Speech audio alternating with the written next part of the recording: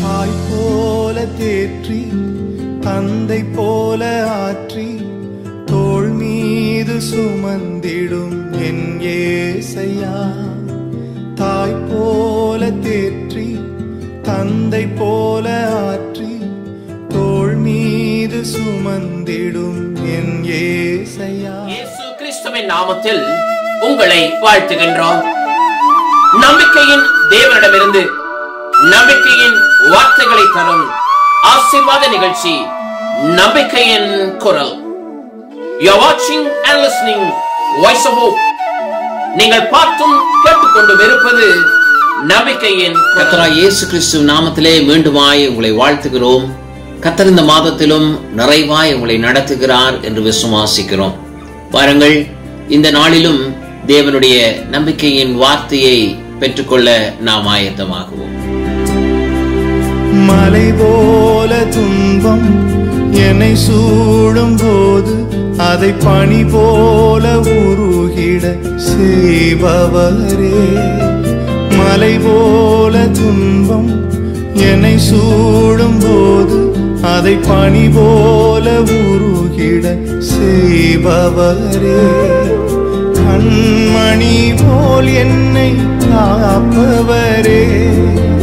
உள்ளங்கையில் பொறிந்தென்னை நினைப்பவரே. கண்மணி போல் என்னை காப்பவரே. உள்ளங்கையில் பொறிந்தென்னை நினைப்பவரே. நீர் போதும் என் வாழ்விலே ஏசையா, நீர் போதும் என் வாழ்விலே.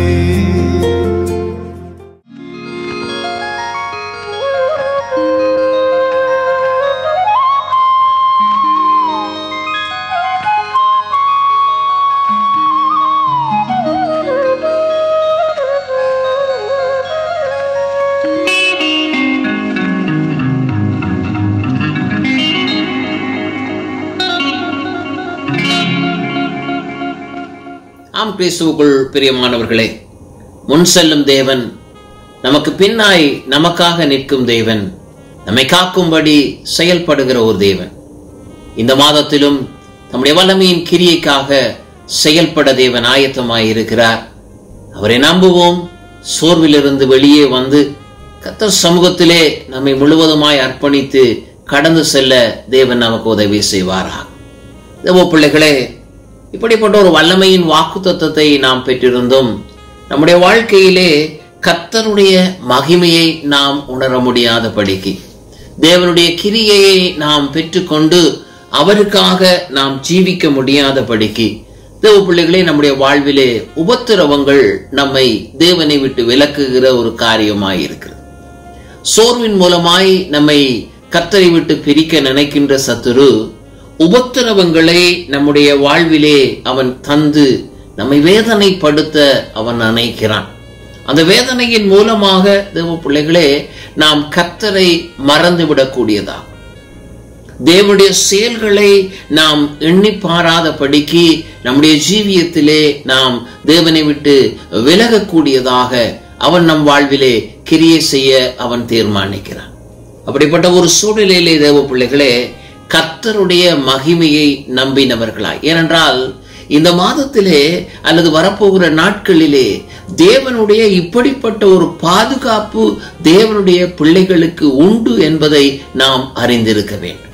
யோபுவின் சம்பவத்திலே கர்த்தருடைய சன்னிதானத்திலே வந்த பொழுது, நீ எங்கே இருந்து வருகிறாய் என்று கேட்ட வேளையிலே அங்கே சத்துருவானவன் கர்த்தருக்கு பதில் சொல்லுகின்ற ஒரு பகுதியை நாங்கள் பார்க்கிறோம்.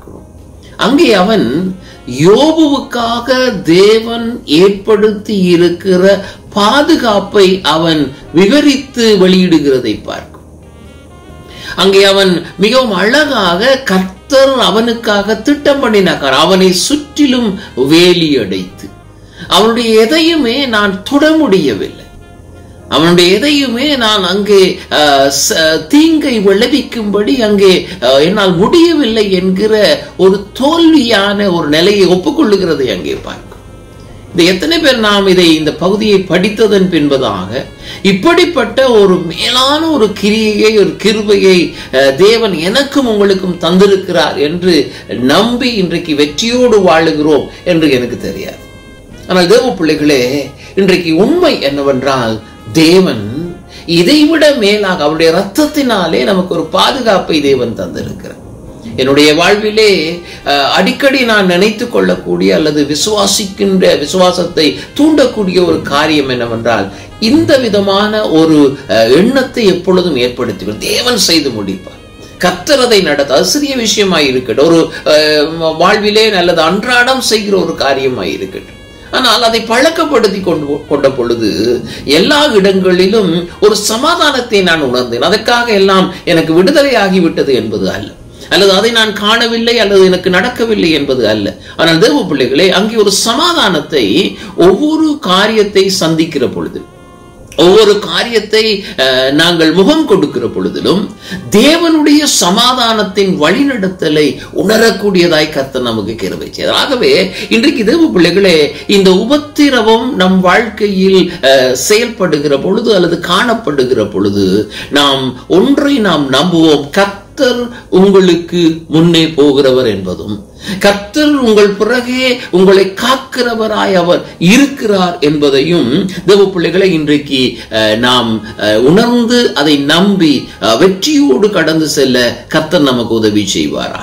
ரோமர் 8ஆம் அதிகாரம் 17ஆவது வசனத்திலே, நாம் பிள்ளைகளானால் சுதந்திரருமாமே, தேவனுடைய சுதந்திரரும் கிறிஸ்துவுக்கு உடன் சுதந்திரருமாமே, கிறிஸ்துவுடனே கூட நாம் மகிமைப்படும்படிக்கு அவரோடே கூட பாடுபட்டால் அப்படி ஆகும் என்று சொல்லி அங்கே வாசிக்கும். ஆங்க பிள்ளைகளே, இப்படிப்பட்ட ஒரு உபத்திரவம் நம் வாழ்க்கையில் வருகிற பொழுது கிறிஸ்துவுடனே கூட நாம் மகிமைப்படும்படிக்காய் நம் வாழ்விலே இவைகள் நடைபெறுகிறது, இவைகள் அனுமதிக்கப்படுகிறது என்று வேதம் சொல்லுகிறது. ஆகவே நம்முடைய வாழ்விலே தேவன் முன் செல்லுகிறவராய், நமக்கு பின் வருகிறவராய், நம்மை காக்கிறவராய் இருக்கிற தேவன் நம் உபத்திரவத்தின் நடுவிலும் நமக்காக உதவி செய்து நம்மை விடுதலையாக்கி நடத்தும்படி தேவன் ஆயத்தமாயிருக்கிறார். ஆகவே இன்றைக்கு இந்த செய்தியை கேட்டுக்கொண்டிருக்கிற சகோதரனே, சகோதரியே, நீங்கள் ஒரு உபத்திரவத்தை சந்திக்கிறீர்களா? அல்லது ஒரு வேதனையான நிலைக்கூட நீங்கள் கடந்து சென்று கொண்டு இருக்கிறீர்களா? யோபுவின் சம்பவத்தை நினைத்து பாருங்கள். யோபுவின் வாழ்விலே தேவ பிள்ளைகளே, சத்துருவு அறிந்திருந்தான் யோபுவின் வாழ்வு தேவனால் கட்டப்பட்டிருக்கிறது. யோபுவின் வாழ்க்கையிலே தேவனுடைய கிரியை இருக்கிறது. ஆகவே தேவனுடைய பிள்ளைகளுடைய வாழ்க்கையிலே இதை நான் செய்ய முடியாது என்பதை அவன் அறிந்திருக்கிறபடினாலே, நான் கடந்த வாரத்திலே சிந்தித்ததை போல சோர்வு என்கிற ஒரு காரியத்தை நம் இருதயத்திலே போட்டு அவன் உள்ளே நுழைந்து நமக்குள்ளே தேவ பிள்ளைகளை தேவையற்ற எண்ணங்களை, தேவையற்ற பயங்களை நமக்கு உண்டு பண்ணி அங்கே கர்த்தருடைய திட்டத்திலிருந்து நாம் விலகக்கூடியதாய் அவன் செயல்பட ஆயத்தமாயிருக்கிறான்.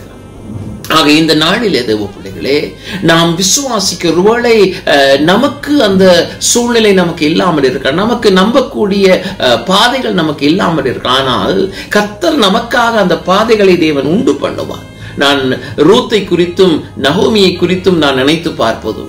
நகோமியுடைய வாழ்க்கையிலே கர்த்தருடைய ஒரு மகிமையை ரூத் பார்த்த பொழுது, உம்முடைய தேவன் என்னுடைய தேவன் என்று சொன்னாள்.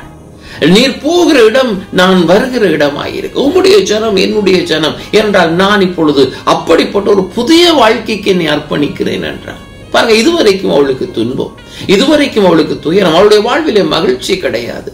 இப்பொழுது நம்பி போகின்ற நகோமி அவளுடைய சொந்த குடும்பம் கிடையாது, தன்னுடைய மாமியாராய் இருந்தார். ஆனாலும் வேதம் சொல்லுகிறது, ரூத்தானவள் அவள் தன் வாழ்வை கர்த்தரிடத்திலே ஒப்பு கொடுத்த பொழுது, பாருங்க எவ்வளவு உபத்திரவங்கள் அவள் வாழ்க்கையில் இருந்த பொழுதிலும், ஆனால் அதுக்கு பின்பதாய் பாருங்க, அந்த உபத்திரவத்தின் வழியிலே கடந்து சென்றவள் முன் செல்லுகிற தேவன், காக்கிற தேவன், நமக்கு பிறகாய் இருக்கிற ஒரு தேவன் நம்மோடு இருக்கிறார் என்பதை விசுவாசிக்க நாம் நினைத்த உடனே கர்த்தர் என்ன செய்கிறார்? போவாசினுடைய அந்த வயலில் அவள் செல்லக்கூடிய ஒரு கிருபையை பாருங்க. சென்ற முதல் வயல் போவாசின் வயலாயிருந்தது.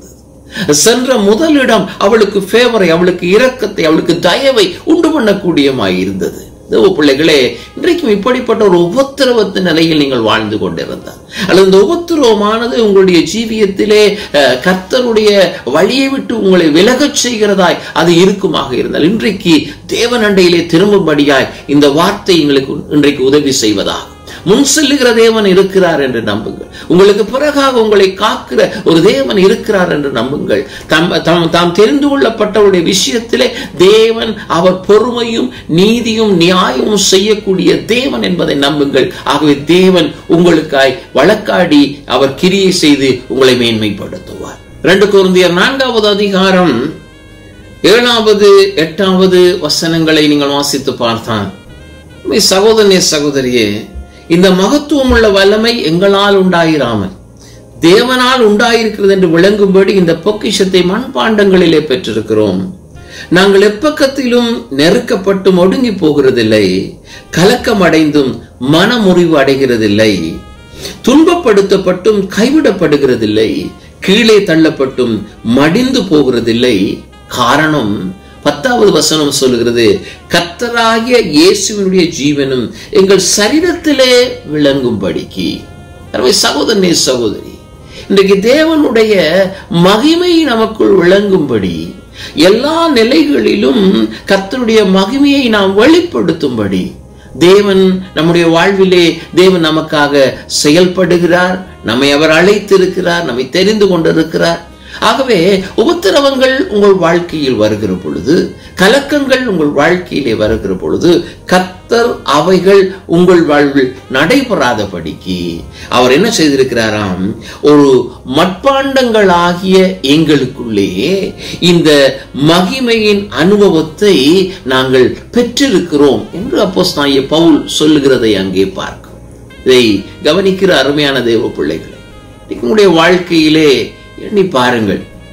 உங்கள் மனதை வருத்துகிற உபத்திரவங்கள், தேவனை விட்டு அல்லது அவருடைய விசுவாசத்தை விட்டு குறைந்து விடக்கூடிய தொய்ந்து போகிற நிலைமைகள் உங்கள் வாழ்க்கையிலே வந்திருந்தார், இன்னைக்கு கர்த்தரிடத்துல உங்களை முழுவதுமாய் அர்ப்பணிக்கும்படி நான் உங்களை அன்போடு அழைக்கிறேன். தேவனிடத்துல விடாப்பிடியாய் தேவ பிள்ளைகளே, அவர் சமூகத்துல கர்த்தர் நம்முடைய வாழ்விலே நாம் உடைந்து போகாதபடிக்கு, அன்னாளை குறித்து நாம் படிக்கிற பொழுது அவள் அநேகருடைய வார்த்தையினால் அவள் உடைந்து போயிருந்தாள் என்று பார்க்கிறோம். அவள் அதிக நாட்களாய் சாப்பிடாத அல்லது போஜனம் பண்ணாத ஒரு பெண்ணாய் இருந்தாள் என்று சொல்லி பார்க்கிறோம். ஆலயத்துக்கு வருகிற பொழுதும் போகிற பொழுதும் அவளுக்கு எத்தனையோ அவமானமான வார்த்தைகள், எத்தனையோ அவமானமான சொற்கள் தேவ பிள்ளைகள். அவள் வீட்டிலோ அவளுடைய குடும்பத்திலோ அவளுக்கு வாழ்வதற்கு அவளுக்கு பிடிக்கவில்லை. அப்படிப்பட்ட ஒரு கைவிடப்பட்ட ஒரு நிலைமை, மனம் அழிவு அடைந்த ஒரு நிலைமை, கலக்கம் அடையக்கூடிய ஒரு நிலைமை, துன்பப்படுத்தப்பட்ட ஒரு நிலைமை தேவ பிள்ளைகளே. ஆனால் ஒரு நாள் அவள் தீர்மானிக்கிறாள், என் கர்த்தரிடத்துல நான் போவேன், என் தேவனிடத்துல நான் போவேன். பல மணி நேரமாய் தேவாலயத்துல இருந்து அவள் தேவனிடத்துல தன்னுடைய காரியத்தை அவள் சொல்ல, அந்த வசனம் சொல்லுகிறது, ஏலி கேட்கிறார். அவள் வலித்திருக்கிறாள் நினைத்து உன்னுடைய பிரச்சனை என்ன என்று கேட்டபொழுது, என் இருதயத்தை ஊற்றி விட்டேன் என்று சொன்னான். இருதயத்தை ஊற்றி விட்டேன், கர்த்தரிடத்துல கொடுத்து விட்டேன், என்னுடைய பிரச்சனை எல்லாவற்றையும் சொல்லிவிட்டேன். மனிதனிடத்துல போக முடியாது, உறவினிடத்துல போக முடியாது, கணவனிடத்துல போக முடியாது, என்னுடைய வீட்டுக்கு போக முடியாது. அங்கே போய் காரியங்களை சொன்னால் ஏதோ சமாதானப்படுத்துகிறார்கள், அவ்வளவு ஆறுதல் படுத்த, எல்லாம் ஒரு நாள் சரியாகிவிடும் என்று சொல்லுகிறார்கள், கர்த்தர் பார்த்துக் கொள்ளுவார் என்று சொல்லுகிறார். ஆனாலும் என்னுடைய வாழ்விலே எனக்கு நிம்மதி கிடையாது, சமாதானம் கிடையாது. இதற்கு என்ன பதில் ஆண்டவரே என்று சொன்ன பொழுது, கர்த்தர் அவளுடைய வாழ்விலே தேவன் அவளுக்காய் பேசுகிறார், தீர்மானம் பண்ணுகிறாள், பொருத்தனை பண்ணுகிறாள். அவள் கர்த்தருடைய சமூகத்துல சொல்ல, நீர் எனக்கு கொடுப்பீராக இருந்தால் அதை உமக்கே நான் தந்து விடுவேன். வேதம் சொல்லுகிறது, அதற்கு பின்பதாக அவள் அழுததும் கிடையாது, அவள் சாப்பிடாமல் இருந்ததும் கிடையாது, அவள் போஜனம் பண்ணினாள். அவள் தன் வாழ்வை கர்த்தர் தரும் வரைக்கும் அவள் நம்பிக்கையோடு பெற்றுக்கொள்ளும்படி ஆயத்தமானால் அவள் வாழ்க்கை மாறினது என்று சொல்லி அங்கே பார்க்கும். எனக்கு அருமையான சகோதரனே சகோதரி, உங்கள் முன்னே போகிற ஒரு கர்த்தர் இருக்கிறார் இல்லையா, அவர் உங்கள் வழிகளை செவைப்படுத்துவார். உங்களுக்கு பிறகே இருக்கிற கர்த்தர், உங்கள் கண்களுக்கு மறைந்திருக்கிற, உங்களுக்கு தெரியாத, உங்களை துரத்தி வருகிற, உங்களுக்கு இதோட முடிந்தது என்று நினைக்கிற காரியம் பின்தொடர்கிறதா, கர்த்தர் அதை பார்த்துக் கொள்ளுவார். ஆனால் அவர் உங்களை காக்கிற தேவனாய் இருப்பார் என்பதை மட்டும் நம்புங்கள் தேவ பிள்ளைகளே. வெற்றியாய் தேவன் அந்த தெரிந்து கொள்ளப்பட்ட விஷயத்துல கர்த்தர் உங்களுக்கு நன்மை செய்து தேவன் ஆச்சரியமாய் உங்களை நடத்துவார் என்று நம்புங்கள். விசுவாசிப்போம், கர்த்தரிடத்தில் ஒப்பு கொடுப்போம். இந்த மாதத்திலும் முடிவின் முன்பதாகவே தேவன் ஒரு அற்புதத்தை கர்த்தர் உங்களுக்கு செய்வார். ஜெபிப்போமா? அன்பின் பரலோக தகப்பனே, இந்த நல்ல வேலைக்காக ஸ்தோத்திரம். உடைய கிருபைக்காக நாங்கள் நன்றி செலுத்துகிறோம். தேவ பிள்ளைகளை தேவன் நடத்தும்படியா நாங்கள் ஜெபிக்கிறோம். ஆண்டவரே, எந்த உபத்திரம், எந்த வேதனை, எந்த சரீரத்தை அல்லது ஆண்டவரை இருதயத்தை உருவக்குத்துகிறதோ தேவ ஆவியானவர் அவைகளை எடுத்து போடுகிறத கை ஸ்தோத்திரம். ஒரு மேன்மையை கட்டளிடும் ஆண்டவரை தலையை நிமிர்ந்து நடக்க தேவன் கிருபை செய்யும்படியா நாங்கள் ஜெபிக்கிற ஒவ்வொரு பிள்ளைகளை கர்த்தர் பொறுப்பெடுக்கும்படியா இயேசுவின் நாமத்தில் ஜெபிக்கிறோம் எங்கள் நல்ல பிதாவே. ஆமென். கிறிஸ்துவுக்குள் அன்பானவர்களை, மீண்டும் ஒரு தேவ செய்தியோடு உங்களை சந்திக்கும் வரை கர்த்தர் உங்களை ஆசீர்வதிப்பார் என்று கூறி உங்களிடத்திலிருந்து விடைபெறுகிறேன்.